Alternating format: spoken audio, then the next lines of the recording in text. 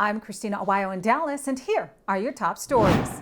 A Biden-appointed judge has blocked the deportation of the family of Mohammed Sabri Solomon, even though their visas are also most likely expired, meaning they are in the country illegally. Colorado Judge Gordon Gallagher issued an order to stop the deportation of the wife and 5 children of Solomon, the illegal migrant from Egypt charged with the terror attack in Boulder, Colorado, against pro-Jewish advocates. The attack, labeled an act of terrorism by the FBI, targeted a pro-Israel rally, injuring 15 people and a dog. Solomon, who was in the U.S. illegally after overstaying a 2022 tourist visa, allegedly threw Molotov cocktails at demonstrators calling for the release of Israeli hostages in Gaza. His family, wife Heyman El Gamal, and their 5 kids faced expedited removal proceedings, with the Trump administration pushing for their deportation quickly.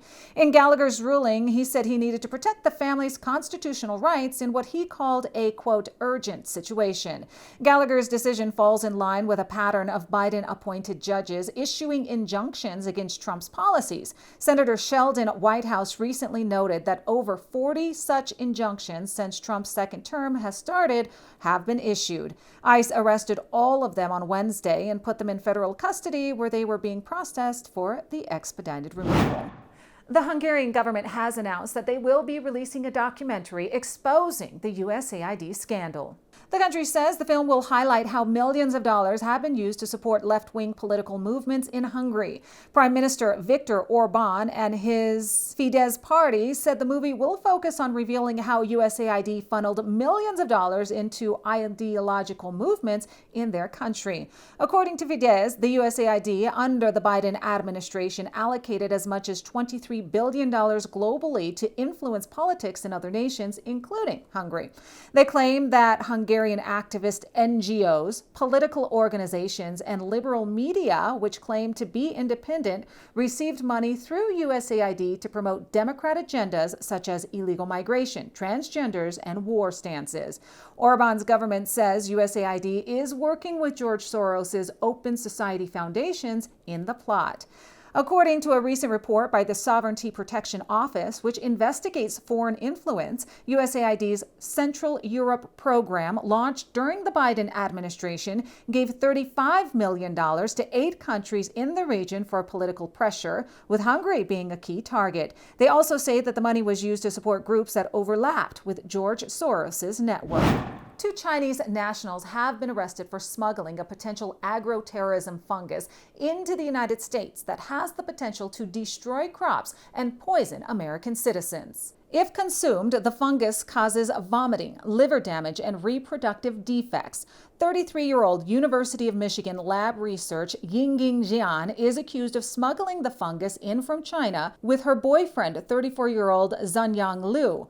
Jian is a loyal member of the Chinese Communist Party, according to the complaint, and received, quote, Chinese government funding for her work.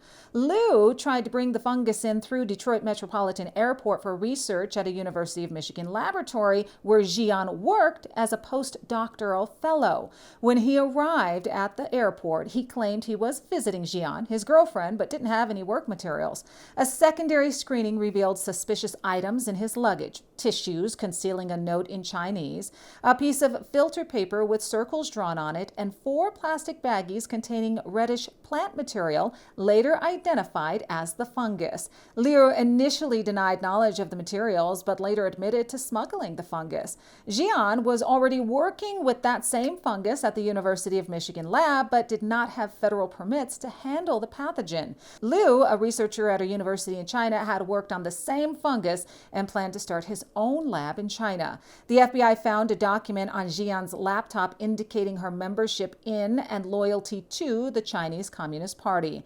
The alleged actions of the Chinese nationals, including a loyal member of the Chinese Communist Party, are of the gravest national security concerns, according to U.S. Attorney Jerome Gorgon Jr.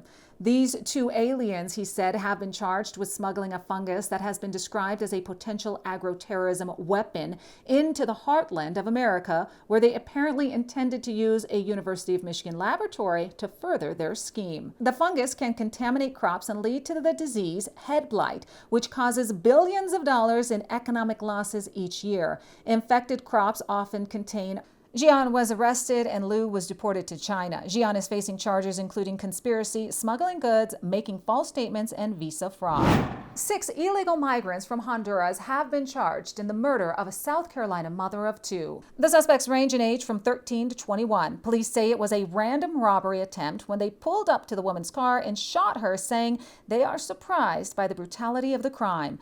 40-year-old Lakeisha Thompson, the mother of 2 who worked 2 jobs, was going to meet some friends in the neighboring county. That's when the car full of illegals pulled up behind her, fired 9 shots at the vehicle, and hit her 3 times. Then they got out of the car and robbed her while she lay dying.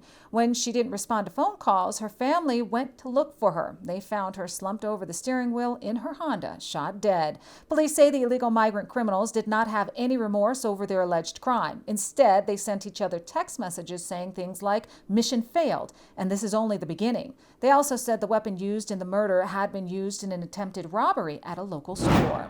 The Democrat City Council member who tried to stop ICE from arresting an illegal migrant has been formally charged with assault and battery and for interfering with police. Worcester City Councilor Etel Azahai has been charged with assault and battery on a police officer and interfering with police after she tried to block ICE from arresting an illegal migrant back in May. ICE and CBP were detaining a 40-year-old Brazilian woman who entered the U.S. illegally back in August of 2022. Roseanne Vieira de Oliveira also faces charges for assault and battery with a dangerous weapon and assault on a pregnant juvenile. As agents apprehended Oliveira, a crowd of about 25 residents who formed a, quote, human ring to block the arrest chanted, "Don't take the mother," and "No warrant." Azahai, an immigrant from Albania, was seen on body cam footage yelling at agents and holding on to the illegal migrant, trying to prevent the arrest. According to a criminal complaint, Azahai allegedly pushed Officer Shauna McGurk in the chest and pulled her arm while McGurk was trying to arrest Oliveira's 17-year-old daughter, who was charged with reckless endangerment of a child, disturbing the peace, disorderly conduct, and resisting arrest after kicking an ICE vehicle. Azahai is also accused of pulling on the restraints of Oliveira and holding on to the side mirror of the ICE transport vehicle, obstructing federal agents. DHS criticized Azahai, accusing her of pulling a political stunt that incited chaos. They emphasized that Oliveira was a violent criminal alien targeted under the Trump administration's crackdown on illegal migration.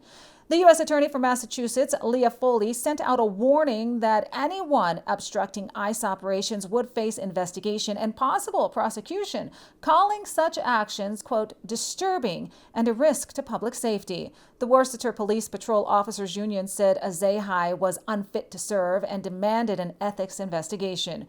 They said her behavior emboldened others to act in the same way. That's what you need to know. In Dallas, Christina Aguayo.